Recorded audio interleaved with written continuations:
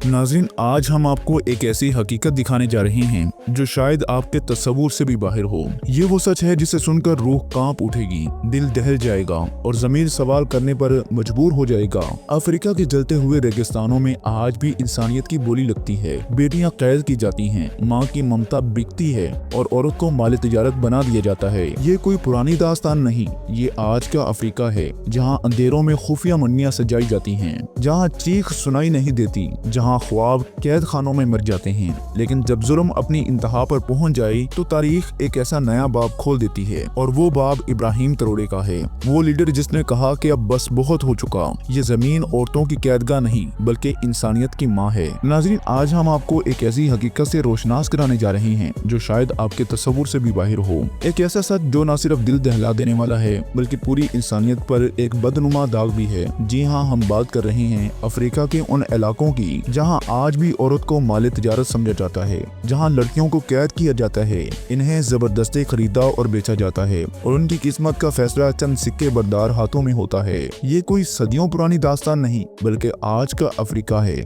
जहां एक तरफ तरक्की के ख्वाब दिखाए जाते हैं मगर दूसरी तरफ दूर दराज सहराओं में ऐसे खुफिया मंडियां सजाई जाती हैं जिनका इल्म ना अक़वाम मुत्तहिदा को है और ना ही दुनिया के बड़े बड़े मीडिया हाउसेज को। लेकिन आज की इस खास वीडियो में हम आपको बताएंगे कि इन मंडियों की हकीकत क्या है, ये कहाँ चलती हैं, कौन लोग इसमें मुलव्वस हैं, कैसे ये सब कुछ दुनिया की नजरों से छुपा कर किया जाता है। और फिर हम आपको लेकर चलेंगे उस मर्द मुजाहिद की तरफ जिसने इन दरवाजों को तोड़ने की कसम खाई है। जी हाँ, हम बात करेंगे सदर इब्राहिम ट्रोरे की, एक ऐसा लीडर जिसने सिर्फ तकरीरें नहीं की बल्कि बंदूक उठाकर मैदान में आ गया है, जिसने कहा है कि अब बस बहुत हो चुका, ये जमीन सिर्फ जमीन नहीं बल्कि इंसानियत की माँ है और इसकी बेटियों को बेचा नहीं जा सकता। लेकिन वीडियो शुरू करने से पहले आप सबसे गुजारिश है कि वीडियो को आखिर तक जरूर देखिएगा। दोस्तों, अफ्रीका में औरतों की खरीदो फरोख्त का मसला कोई नया नहीं है। इसकी जड़ें सदियों पुराने कबायली रवायात और माशरती ढांचों में मिलती हैं। कदीम अफ्रीकी माशरों में भी कुछ कबाइल में औरत को महज एक जायदाद समझा जाता था जिसकी हैसियत मर्द की मलकियत से ज्यादा नहीं थी। ये सोच आज भी बाद पसमानदा इलाकों में मौजूद है, जहाँ लड़की की पैदाइश को बदइस्मती समझा जाता है और इसे तालीम से महरूम रखा जाता है। कम उम्री में शादी के नाम पर इसे किसी बूढ़े शख्स के हवाले कर दिया जाता है और अगर कोई लड़की इनकार करे तो उसे खानदान की बेइज्जती समझकर कत्ल कर दिया जाता है। यह रवायत वक्त के साथ मजबूत होती गई और आज भी अफ्रीका के अंदरूनी इलाकों में कुछ ऐसे कबाइल मौजूद हैं जो औरतों की मंडी को एक रवायती त्यौहार की तरह मनाते हैं। साल में एक बार जब फसलें तैयार होती हैं या बारिश का मौसम आता है तो ये कबाइल अपनी लड़कियों को तैयार करके एक मखसूस मकाम पर ले आते हैं, जहाँ मुख्तलिफ खरीदार आकर इन्हें देखते हैं, चुनते हैं और कीमत तय करते हैं। ये सब खुले आम नहीं होता, लेकिन इन इलाकों में ये कोई जुर्म भी नहीं समझा जाता बल्कि एक रस्म है। इन मंडियों में औरतों की कीमत इनके रंग, उम्र, सेहत या शक्ल की बुनियाद पर लगाई जाती है।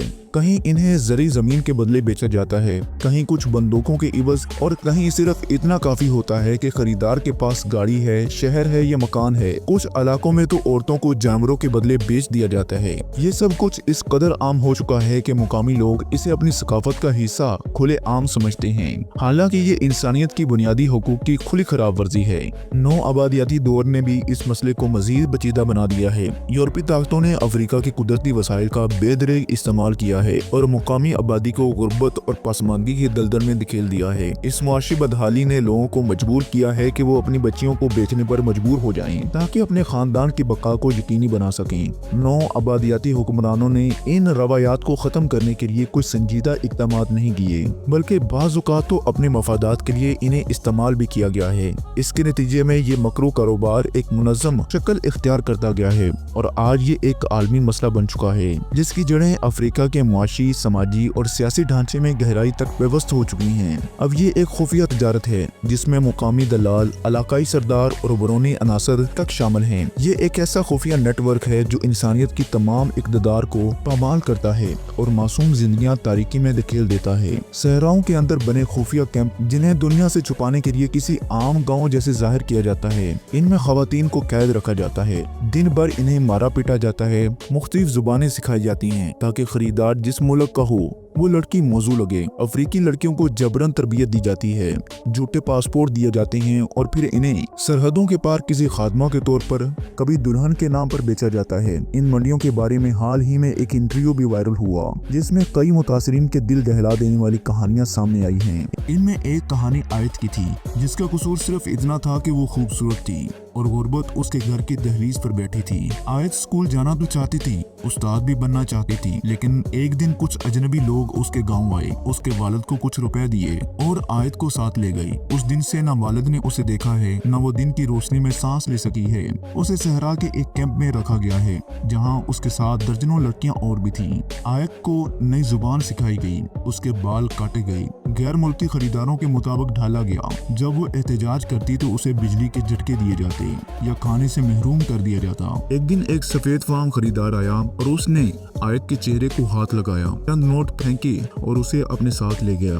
आयत की कहानी अफ्रीका की हजारों ऐसी बच्चियों की नुमाइंदगी करती है जिन्हें गुर्बत और बेबसी की वजह से इस मकरू कारोबार का हिस्सा बनना पड़ा है। इसी तरह एक कहानी आयशा की कहानी भी सामने आई जो सिर्फ 10 साल की थी जब उसे उसकी सतीली माँ ने 2 बोरी चावल के बदले तोहफे के तौर पर दे दिया। आयशा दिन रात रोती रही मगर इसकी आवाज उसके कमरे की दीवारों से आगे न जा सकी जिसमें वो कैद थी। उसे बताया गया कि वो फैमिली सर्वेंट है, लेकिन इससे जो काम लिए गए वो किसी नौकरानी से नहीं, किसी गुलाम से भी नहीं, बल्कि वो हैवानी सतह के मुजालिम थे जिन्हें बयान करना मुमकिन नहीं है।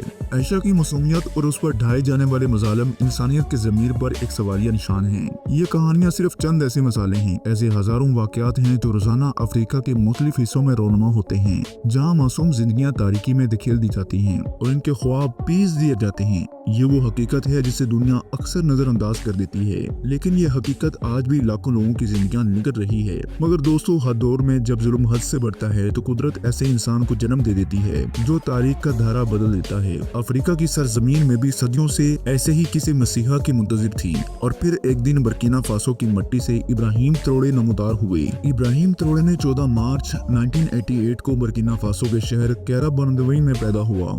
वो एक आम फौजी अफसर था, न कोई शाही पस मंजर, न खानदानी इक्तदार, न बैरूनी ताल्लुकात। इसके पास सिर्फ एक चीज थी, ज़मीर और खुद एतमादी। त्रोड़े ने अपनी इब्तदाई तालीम बर्किना फासो में हासिल की और फिर फौजी एकेडमी में दाखिला लिया। अपनी काबिलियत और मेहनत से फौज में तेजी से तरक्की की और एक काबिल फौजी अफसर के तौर पर पहचाना जाने लगा। इसने मुल्क के अंदरूनी और बैरूनी सिक्योरिटी चैलेंजेस को करीब से देखा और समझा कि ये मसाइल किस तरह मुल्क को खोखला कर रही हैं। उसे महसूस हुआ कि क़यादत नाकाम हो चुकी है और अवाम की हालत बद से बदतर हो रही है। उसके दिल में अपने मुल्क और मजलूम अवाम के लिए गहरा दर्द था और यही दर्द इसके अज़म की बुनियाद बना। जब इक़्तिदार के ईवानों में खामोशी छाई थी, जब दुनिया की तंजीमें तस्वीरों बयानात जारी करके खामोश हो जाती थी, उस वक्त त्रोड़े ने मैदान में उतरने का फैसला किया। उसने वर्दी पहनी और अपनी फौज को हुक्म दिया कि सिर्फ दुश्मन के खिलाफ नहीं बल्कि अपने ही मुल्क में फैले इस गैर इंसानी निजाम के खिलाफ कार्रवाई की जाए। जब उसने पहली बार इन कैंपों की खुफिया फरिश्त देखी, आंखों में आंसू आ गई। उसने कहा, ये मेरे मुल्क की बेटियां हैं और जब तक मैं जिंदा हूँ कोई इनकी कीमत नहीं लगा सकता। इसने न सिर्फ फौजी ऑपरेशन का आगाज किया बल्कि इन सियासतदानों, मुकामी सरदारों और करप्ट एहलकारों को भी निशाना बनाया जो इस खुफिया नेटवर्क का हिस्सा थे। इसका अज़म पुख्ता था कि वो अपने मुल्क को इस लानत से पाक करेगा, चाहे इसके लिए कितनी ही बड़ी कुर्बानी क्यों न देनी पड़े। एनजीओ के नाम पर पहला शमाली सहरा में ऑपरेशन शुरू हुआ, दूसरा मशरकी इलाके में जहाँ पर मराकज बनाए गए थे। फौज ने छापा मारा, गैर मुल्की एजेंट्स गिरफ्तार हुए जिनके पास से यूरोपीय पासपोर्ट्स और यूरोपीय करेंसीज थे। त्रोड़े ने इन कार्रवाइयों की वीडियोस रिकॉर्ड करवाई, लेकिन इन्हें नशर करने से रोका क्योंकि वो नहीं चाहते थे कि तमाशा बने। इसका मकसद इस्लाह था, ना कि एडवर्टाइज करना। फिर एक दिन वो तकरीर आई जो तारीख बदल गई। सहरा में आजाद की गई बच्चियों के साथ खड़े होकर उसने कहा, तुम लोग हमें गरीब कहते हो, वहशी कहते हो, मगर असल वहशी तुम हो जो औरत को कैद करते हो और उसकी कीमत लगाते हो। ये बच्चियां मेरी बेटियां हैं। जब तक मैं जिंदा हूँ कोई इन्हें बेच नहीं सकता। हम ना मगरब से मदद मांगेंगे ना मशरक से। हम खुद अपनी माओं और बहनों को आजाद करेंगे। ये जुमले पूरी दुनिया में गूंज गई नाज़रीन, इब्राहिम तरोड़े सिर्फ एक सदर नहीं बल्कि एक नजरिया है, एक तहरीक है और एक उम्मीद है। इसकी कहानी हमें याद दिलाती है कि इंसानियत की जंग अभी खत्म नहीं हुई, मगर जब तक तरोड़े जैसे लोग मौजूद हैं तब तक उम्मीद की किरण हमेशा रोशन रहेगी। नाज़रीन, ये बात याद रखें कि दुनिया की असल ताकत वही कौमें बनती हैं जो अपनी तकदीर खुद लिखती हैं और दूसरों के फैसलों पर इन्हिसार नहीं करती। आज अगर पाकिस्तान और इब्राहिम तरोड़े जैसे लीडर एक दूसरे के करीब आ रहे हैं तो ये महज सियासी इत्तेफाक नहीं बल्कि वक्त की पुकार है। गुलामी की जंजीरें तोड़ने की पुकार, अपने वसाइल पर हक वापस लेने की पुकार और एक ऐसे मुस्तकबिल की पुकार जहां अफ्रीका और एशिया भर से दुनिया की क़यादत करेंगे। सवाल यह है कि क्या हम इस मौके को पहचान पाएंगे या हमेशा की तरह तारीख हमारे दरवाजे पर दस्तक देकर वापस चली जाएगी। अगर आप समझते हैं कि ये नया इत्तेहाद एक नए दौर का आगाज है तो नीचे कमेंट सेक्शन में हमें जरूर लिखें। नाज़रीन, एक बात तो तय है, ये कहानी हमें याद दिलाती है कि जुल्म कितना भी पुराना क्यों न हो जाए, एक सच्चा लीडर उठ खड़ा हो तो तारीख का धारा बदल देता है। आज इब्राहिम तरोड़े सिर्फ बर्किना फासो के लीडर नहीं बल्कि इंसानियत की आजादी की एक अलामत है। उसने दुनिया को दिखा दिया है कि अपनी आजादी की हिफाजत के लिए यही जज्बा पैदा होना चाहिए, क्योंकि दुनिया की असल ताकत बंदूक या दौलत नहीं बल्कि वो कौमें हैं जो अपनी तकदीर खुद लिखती हैं। नाज़रीन, सोचने का वक्त यही है, फैसला करने का वक्त भी यही है। अगर आप भी समझते हैं कि ये नई बेदारी एक नए दौर की शुरुआत है तो इस पैगाम को आगे बढ़ाएं। अगली वीडियो में हम आपको तरोड़े के उस खुफिया मंसूबे से आगाह करेंगे जिसने मगरबी ताकतों की नींदें उड़ा दी हैं। तब तक अपना बहुत ज्यादा ख्याल रखिए। अल्लाह हम सब का हामी नासर हो। अस्सलाम वालेकुम वरहमतुल्लाहि वबरकातुहू।